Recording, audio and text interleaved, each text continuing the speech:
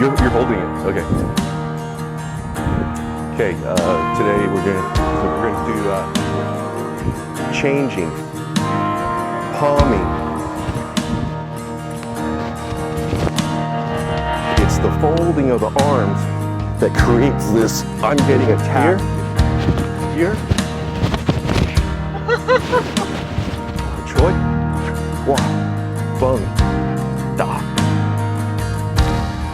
First one we're gonna do is 8 hard.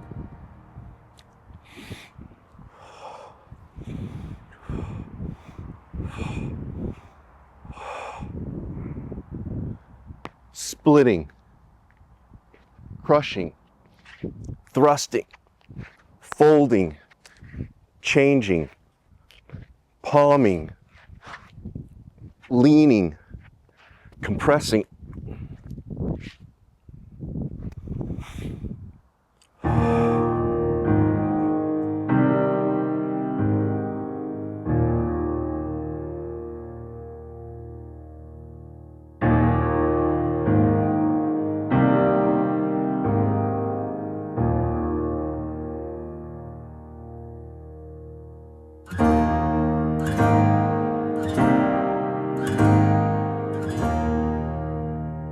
For the 8 hard, so we go from the thrusting to the folding, and it looks like an elbow strike, but what makes this the folding is the folding of the arms.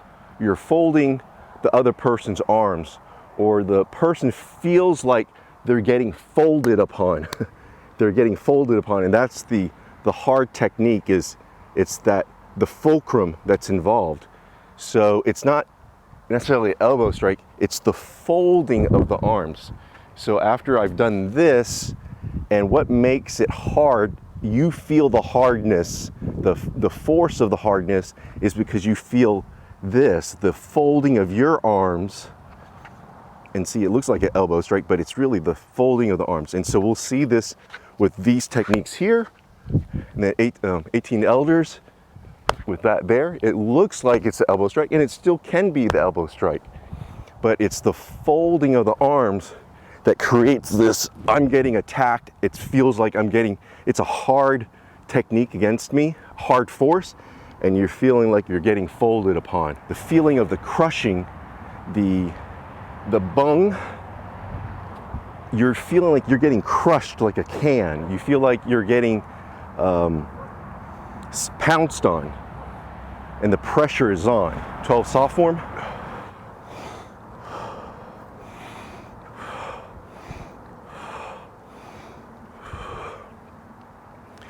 Yielding, returning, emptying, leaking, locking, linking, plucking, pairing, circling, pressing, collapsing,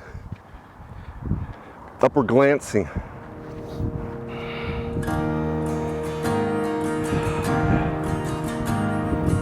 Soft form.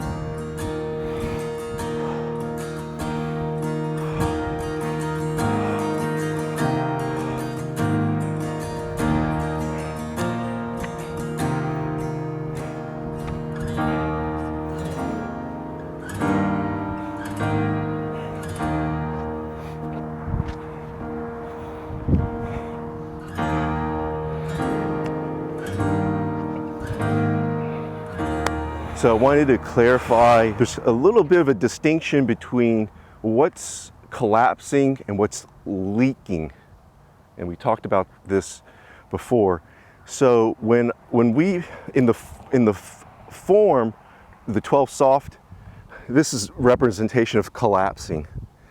And then this one's kind of representation of leaking from here to here. Okay?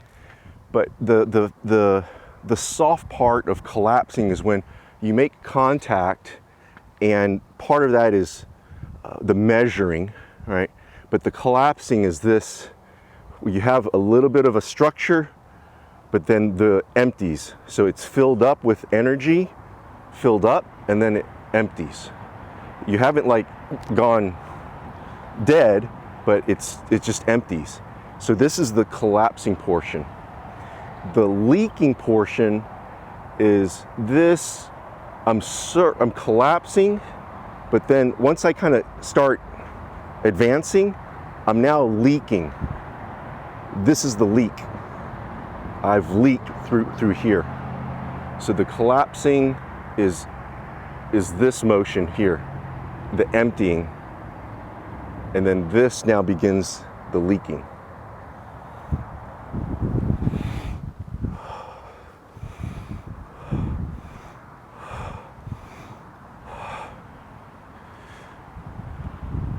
"12 keyword.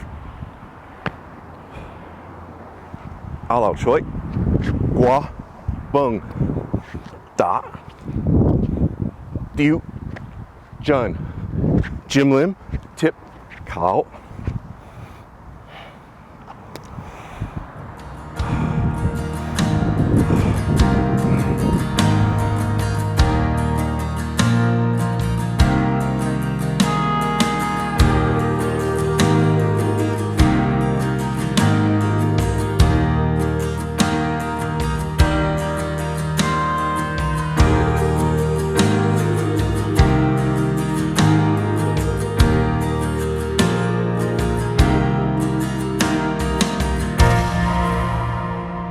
For the 12 keyword, well, what is the 12 keyword principles, the 12 keywords of Mantis? And it's the Ao Lao Choi, Gua, Bung, Da, Diu, Jun, Jim Lim, and then Tip Kao, right? So those are 12 characteristics of the style that make it Mantis. It's what a Mantis practitioner should do well. So for the Mantis, it's a lot of the Ao Lao Chois, the Ao Lao this, da, da, da, or da, da, da.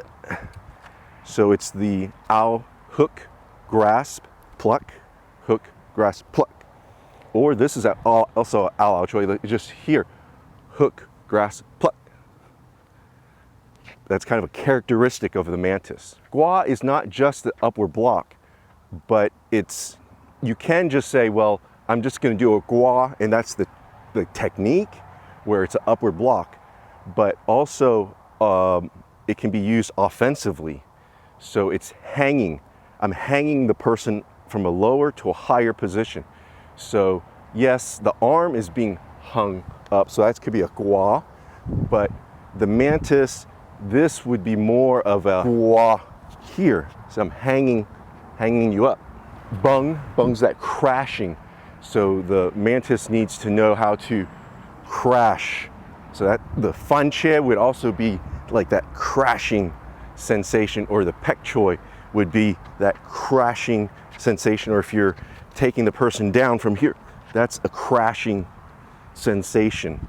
The crushing, you're kind of getting pinned down. And then da is just the Mantis characteristic is attack fast, and you're attacking with different parts. You can use the head, shoulder, hip, knees, elbows. And then Diu Jun. Diu is the hook. So the Mantis is known for the Mantis claw, the actual hook, but it's incorporating that hook on how to use it that makes the Mantis characteristic. And in this case, it's more, it can be the hooking, and so that's just the characteristic. But the other aspect is the Jun, the advancing. So it's more like I will use the hook to kind of place you, fix you down, and then I attack. And it's the forward motion that I'm doing for a lot of the Mantis. It's the forward motion. Bambo, it's it's boom, or the essential fist, boom, here. So it's forward motions. That's the Jun, the attacking, the moving forward. And then of course, the Mantis is known for the Jim Lim style, the sticking. The Mantis is good at the sticking, making contact, and if sticking, they attack, and then you're sticking to them. And then the tip cow is to, the mantis is really well known for the tip cow, which is the leaning or closing the gap and then leaning, or the tip closing a gap here and then leaning. Those are 12 characteristics, 12 techniques, aspects of the style that you should master well. Yeah, this one's a fun form. This one's a fun one. It serves its purposes, you know? Yeah. So 3 loyalty spear.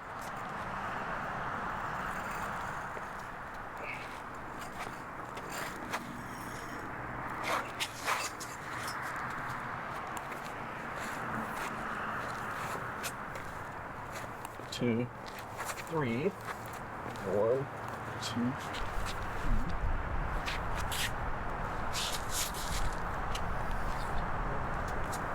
Doing a low sweeping block.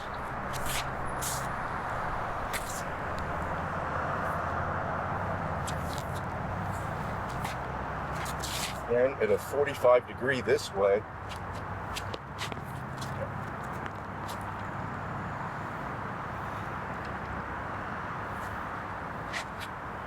Butt strike.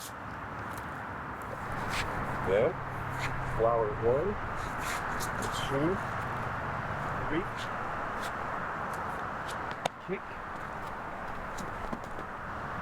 So you've done the kick, and it should be kind of over your left shoulder. Here. Then you grab here. Here.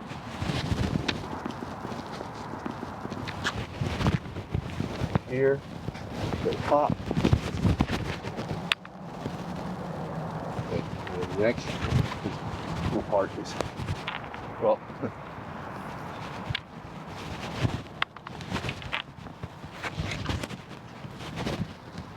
and then block.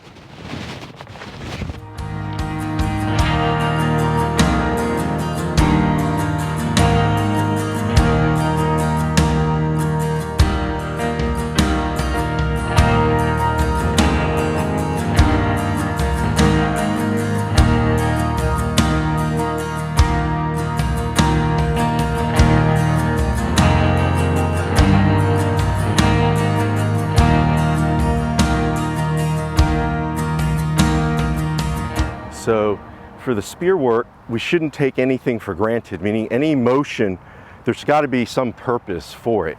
So I think the founders, when we do this first movement and we come back, and it's not just we're slapping our thigh for the purpose of it. Yeah, I'll say, oh, I'm conditioning my palm, but is it that you stab at me and I'm using this as I'm getting that thing out of the way? Then the block, if you stab again. So notice that we kind of do this here, right? And we're twisting. So I'm moving from lower to higher. And so the stab comes in, boom, and then pull back, stab, okay. And what's interesting in this form, when I stab, we stay in a forward stance. And that's kind of where the stab is. And so my length is here, right? Okay, that's where I am. But if we think about Muay Fa spear, sure, there's a little bit of a lean, so that gives me, so the idea here is you're gaining an extra, what's that?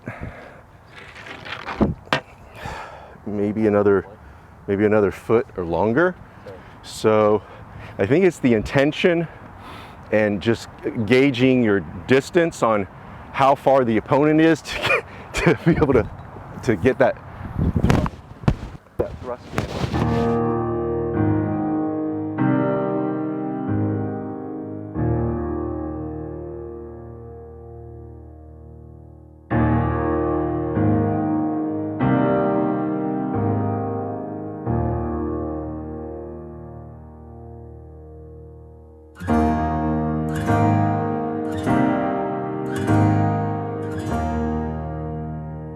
So the difference between traditional and wushu, so the traditional, we'll kind of keep this here because we're trying to protect ourselves, sure, right?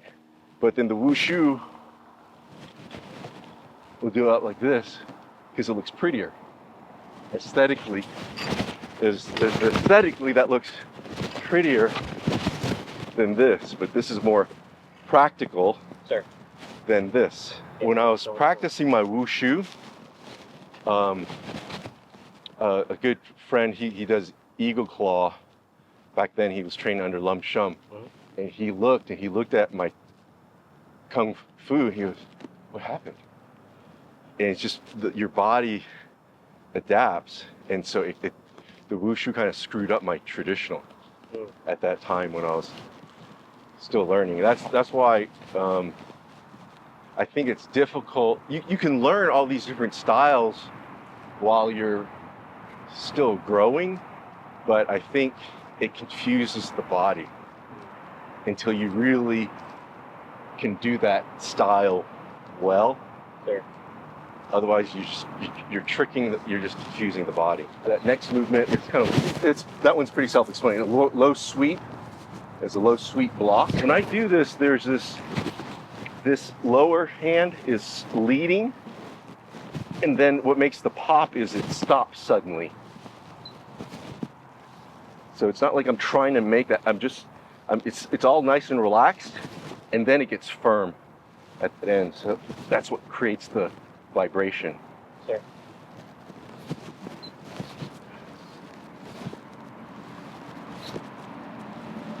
So the flowers aren't just they look pretty, but they're used for block. You're stabbing me, block, and then you come back, and then you're stabbed again, block, block. Flower, you're blocking lower right, so that means I want to step forward. Okay. Get the maximum power, torque behind that block. Because I'm stepping as I make that downward motion. And then as I then wind up again, then I step on that downward motion. And I step on that downward motion. So that's the way it should be on, like even for the any of the double weapons, the broadsword, right? Step, step, step, step. That way you maximize the power using your weight, and it's not, when I first, doing broadswords and you're first learning, you're so focused on the hands, you're happy that the feet can move forward. Sure. You're like, hey, I think I got this, and then your feet are moving, but it's really not coordinated. So then when you start coordinating the upper and the lower body, step, step, step, step. That way you maximize the power. There's other ways of teaching the flowers too, right? Is it, okay, first I'm gonna just stand and then just do this. Get a pair of socks and put a tennis ball in them. Sure. And just get this motion smooth first. Then, let's add the feet. So that was probably one teaching method. And another one is, we're gonna do this, unwind, step, unwind, step, cut, unwind. I feel like it may be different for each person. Some people would like that, I step and I cut at the same time. Sure. And maybe that's how they think and that's how they're focused. And others are probably thinking, they're so focused on the blade. Sure. And they're like, okay, I want to get this. But also, I think just maybe teaching it differently, a student may still get it this way, but when you add the footwork and then they understand it even further, sure. They can look at it from a different angle. And then what I think is really good, just overall, just developing that upper body flexibility, is just doing the flowers. Sure. Because as I'm getting older, my body's getting tighter. And so keep on doing the flowers on a regular basis. You may not have enough time to do the whole form, but if you just work on the flowers, you can see how my upper body has to feel like this. And as I've gotten older, it's gotten stiffer. So if you can keep doing these flowers, it'll keep your upper body supple. Because we do so much sitting and from the computer and stuff. So think about have the spear pointing horizontal, as opposed to certain times you'll catch it and you're catching it up like this. Yeah. But in this one, because the opponent is still there. You know, if you do this and it's fancy, it's up here, but the opponent is still there. Yeah. So you want to catch it.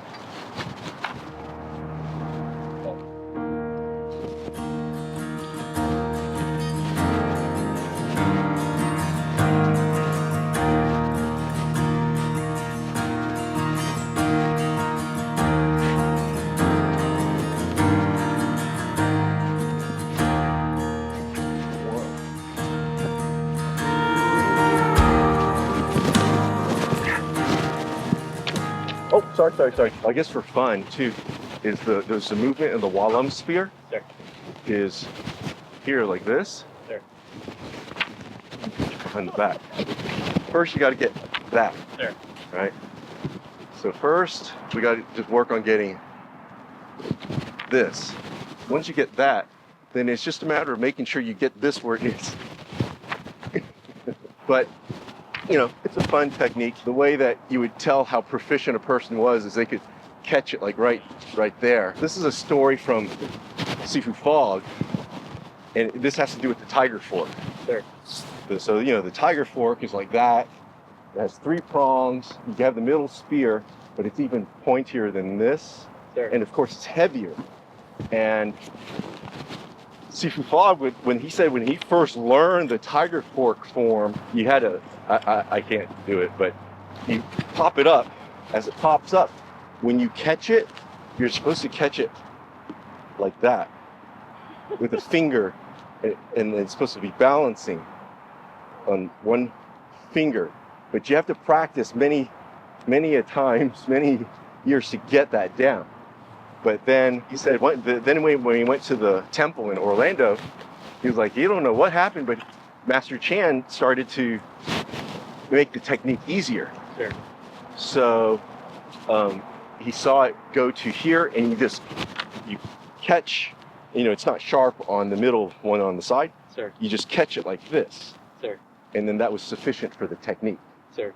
But then there was a transitory phase where you could do it like this, and then you catch it, but you're supposed to catch it in your palm. And I'm not sure if it just wasn't done under supervision, but what happened to somebody is that when they caught it, it just went straight through their palm. So maybe that's when Master Chan said, oh, I don't want to get sued. I'm just going to change the technique to that. Sure. Oh, here's another one. Start off like this, from a shallow, just this movement here, here.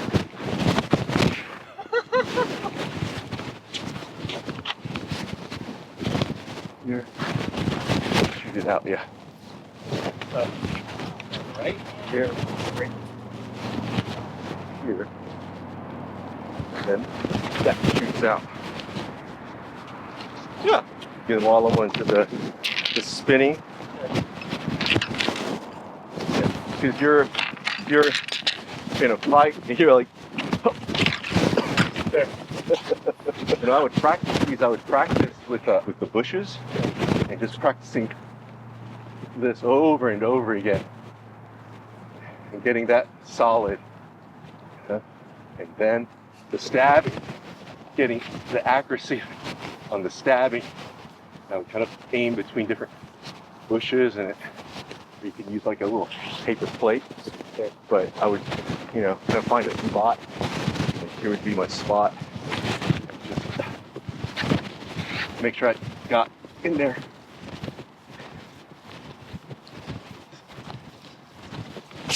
Same time, yeah. Tighten that up. Yeah, I love the spear. Same here. It's just, I love the earth, the wood, There. moving across the hands. It's just, I like it better than holding a metal weapon. Sir. It's just, it's like being part of nature. Sir. interesting part of nature.